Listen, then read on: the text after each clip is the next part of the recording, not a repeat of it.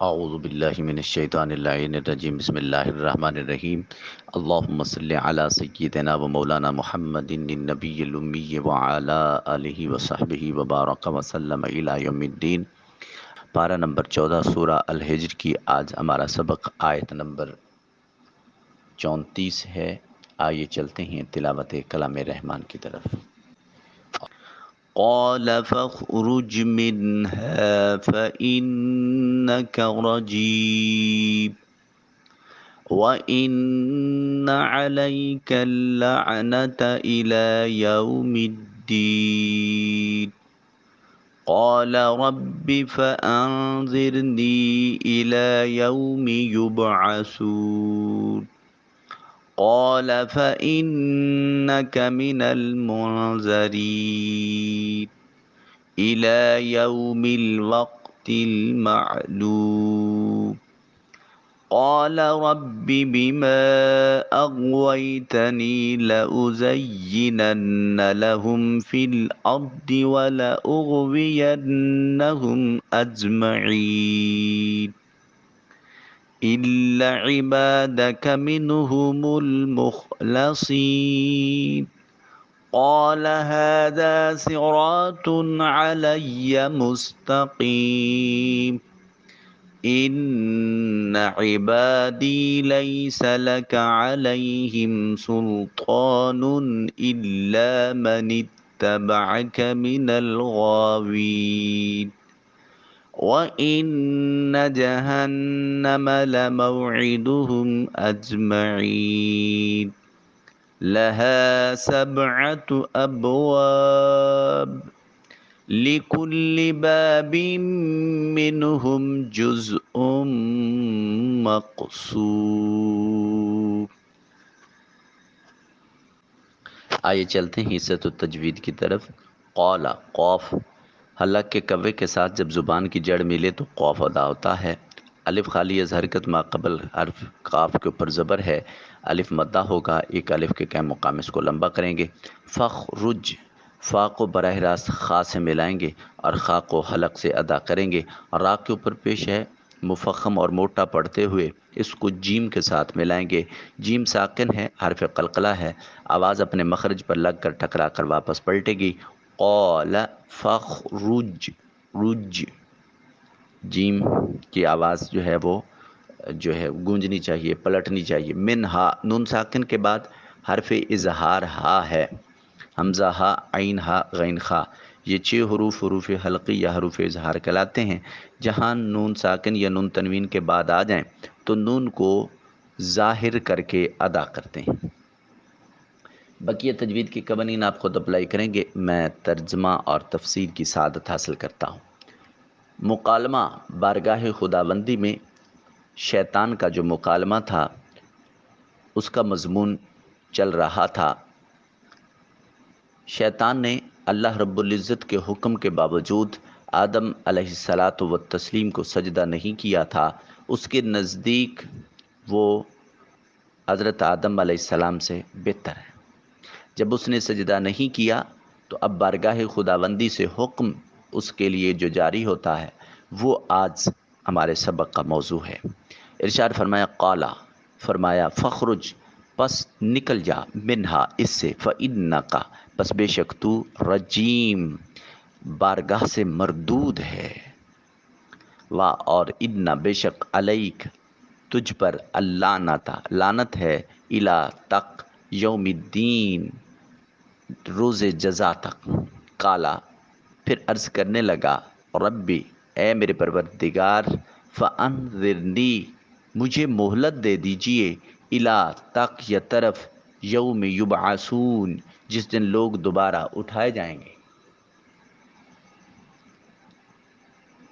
اللہ رب العزت نے فرمایا تو یہاں سے نکل جا، پس بے شک تو مردود راندہ درگاہ ہے، اور بے شک تجھ پر روز جزا تک لعنت پڑتی رہے گی۔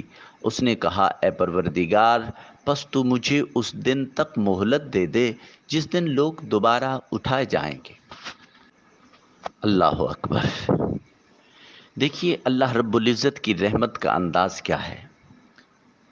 یہ وہ دربار ہے جہاں جہاں سے تو کوئی دشمن بھی خالی نہیں گزرتا۔ اللہ کی رحمت کا اندازہ لگائیے، جو شیطان کو منہ مانگی چیز عطا کر رہا ہے، وہ پروردگار عالم جو بندے اس کی دہلیز پر جھکتے ہیں، اللہ رب العزت کو ان پر کتنا پیار آتا ہوگا، ان سے کتنی محبت ہوتی ہوگی۔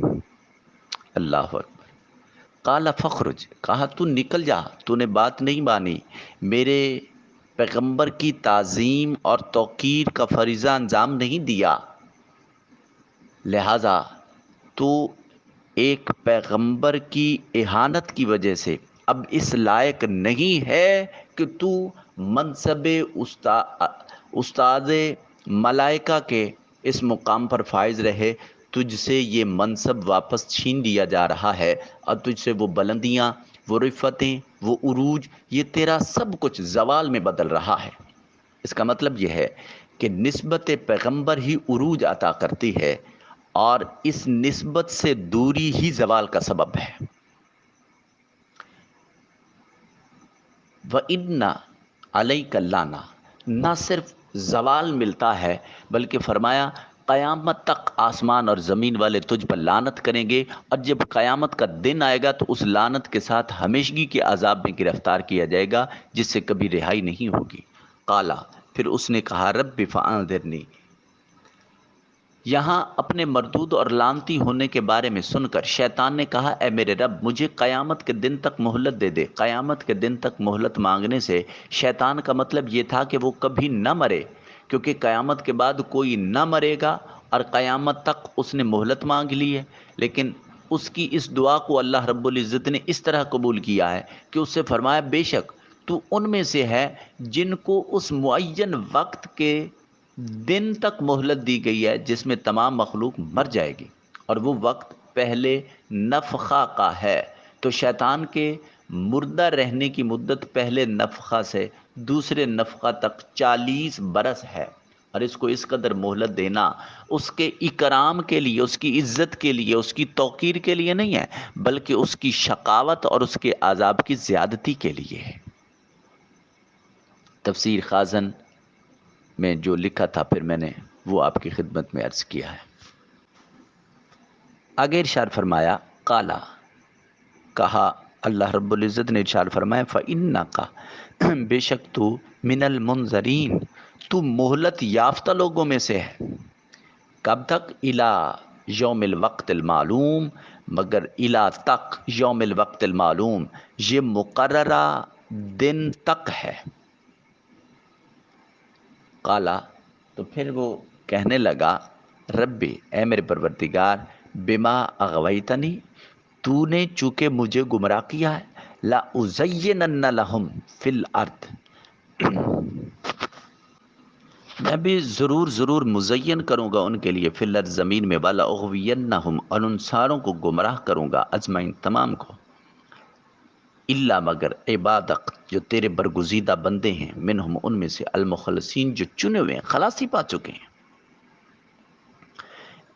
ابلیس نے کہا اے پروردگار، اس سبب سے جو تو نے مجھے گمراہ کیا، میں بھی یقیناً ان کے لیے زمین میں گناہوں اور نافرمانیوں کو خوب آراستہ و خوشنما بنا دوں گا، اور ان سب کو ضرور گمراہ کر کے رہوں گا، سوائے تیرے ان برگزیدہ بندوں کے جو میرے اور نفس کے فریبوں سے خلاصی پا چکے ہیں۔ اللہ اکبر۔ اب دیکھیے شیطان کو بھی اللہ رب العزت کے حضور اس کے دربار سے جو مانگا وہ مل گیا۔ کیا مانگا؟ مہلت مانگی۔ اب مہلت مانگ لینے کے بعد بھی اسے یہ شعور نہیں آیا کہ میں زوال کا شکار ہو گیا ہوں، میں اللہ کے حضور معافی مانگ لوں، استغفار کر لوں، توبہ کر لوں۔ اس کا مطلب یہ ہے کہ اہانت رسول کے ارتکاب کے بعد اللہ رب العزت سزا کے طور پر شعور کی دولت ایسے سلب کر لیتا ہے کہ پھر اپنے لٹنے کا احساس تک نہیں ہوتا، اور وہ شخص مزید تکبر کرتا رہتا ہے، انکاری رہتا ہے، اور اپنی اس غلطی کو تسلیم کرنے کی بجائے اس پر ڈٹا اور اڑا رہتا ہے۔ یہ شیطان کا کام ہے۔ جو غلطی تسلیم نہیں کرتا، تکبر کرتا ہے، غرور کرتا ہے، اپنی مسٹیک کو تسلیم نہیں کرتا، اس کو درست نہیں کرتا، تو یہ طریقہ کار اور یہ رویہ، یہ طریق، یہ طرز، یہ شیطانی طرز ہے۔ ایک وہ شخص جو اپنے آپ کو بہتر مقام پر سرفراز کرنا چاہتا ہے، اس کو اپنی غلطی تسلیم کر لینا چاہیے، اور وہ جو زندگی میں ایک جھول آ رہی ہے، ایک کمی آ رہی ہے، اس کو دور کیا جائے۔ پھر فرمایا قالا رب بما اغویتنی، وہ بجائے اس کے کہ اللہ کے حضور بخشش طلب کرتا، معافی مانگتا، روتا، اس کے حضور عاجزی کرتا، انکساری کرتا، بجائے اس کے وہ تکبر کرتا ہے اور عرض کرتا ہے پروردگار عالم، تو نے چونکہ مجھے گمراہ کیا ہے، اب میں تیرے بندوں کے سامنے، اب تیرے ساتھ تو میرا مقابلہ بنتا نہیں، تیرے ساتھ تو میرا جوڑ بنتا نہیں ہے، تیرے ساتھ تو میں دشمنی کر نہیں سکتا ہوں، ہاں تیرے بندوں کے ساتھ ضرور کروں گا، ان کو ان کے اعمال خوبصورت کر کے دکھاؤں گا، گناہ اور نافرمانیوں کو خوب آراستہ و پیراستہ کر کے دکھاؤں گا، اور وہ انہی خوبصورتیوں کے پیچھے پڑے رہیں گے اور میں ان کو گمراہ کرتا رہوں گا۔ تو بھائی کیا سارے لوگوں پر تیرا یہ جو منصوبہ ہے یہ کارگر ثابت ہوگا؟ نہیں، شیطان خود اپنی بے بسی کا اعلان کر رہا ہے۔ فرمایا الا عبادک منہم المخلصین، وہ لوگ پروردگار عالم جو اپنے نفس کے فریب اور میرے فریب سے خلاصی پا چکے ہوں گے، وہ مخلص لوگ جو خالص ہو چکے ہیں، ان تک میرا داؤ نہیں چلنے والا۔ اس کا مطلب یہ ہے کہ اللہ کے چنیدے، اللہ کے برگزیدے، اللہ کے نیک اور اس مالک کی تجلیات میں گم رہنے والے اتنے بلند منصب پر سرفراز ہو جاتے ہیں کہ پھر شیطان ان کے سامنے نہیں آ سکتا، ان کو گمراہ نہیں کر سکتا، ان کو ورغلا نہیں سکتا، وہ باوجود کوشش و کاوش کے ہمیشہ ان سے شکست کھاتا ہے۔ اس کا مطلب یہ ہے کہ جو مقام ولایت پر سرفراز ہو گیا، پھر وہ ابلیس کے چنگل سے محفوظ ہو گیا۔ اللہ اکبر۔ پھر اس کا داؤ اس پر نہیں چلا، تو ہم اولیاء کرام علیہ الرضوان کے مزارات پر، ان کی مجالس میں، ان کے حلقہ اطاعت میں، ان کے حلقہ طریقت میں، ان کی صحبت میں، سنگت میں، ان کی بیٹھکوں میں، ان کی معیت میں اسی لیے جاتے ہیں کہ جا کر وہاں ہم جو اللہ سے غافل ہیں، اس غفلت کو دور کیا جاتا ہے، شیطان کے مکر و فریب سے بچا جاتا ہے، اور ان کے چہروں کو دیکھ کر، ان کے اعمال کو دیکھ کر، ان کے کردار کو دیکھ کر اللہ رب العزت کی یاد آ جاتی ہے، اس سے وہ ٹوٹا ہوا تعلق پھر سے استوار ہونے لگتا ہے۔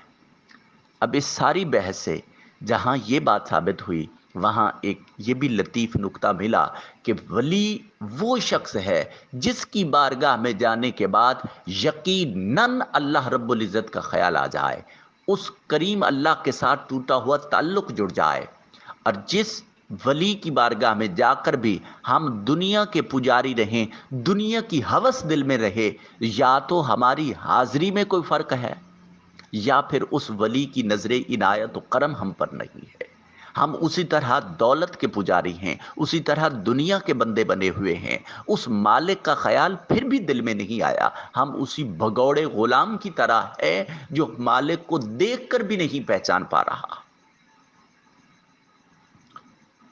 سو شیطان نے یہ کہا کہ اے اللہ، تو نے چونکہ مجھے گمراہ کیا ہے، اب میں، جب تک تو نے مجھے مہلت دی ہے، تب تک میں ان کے اعمال اور دنیا کو خوب آراستہ اور خوشنما بنا دوں گا، تاکہ یہ لوگ گمراہ ہوتے رہیں اور تیرے راستے سے ہٹتے رہیں، مگر جو تیرے مخلص بندے ہیں ان پر میرا کوئی فریب، کوئی داؤ، کوئی چال نہیں چل پائے گی۔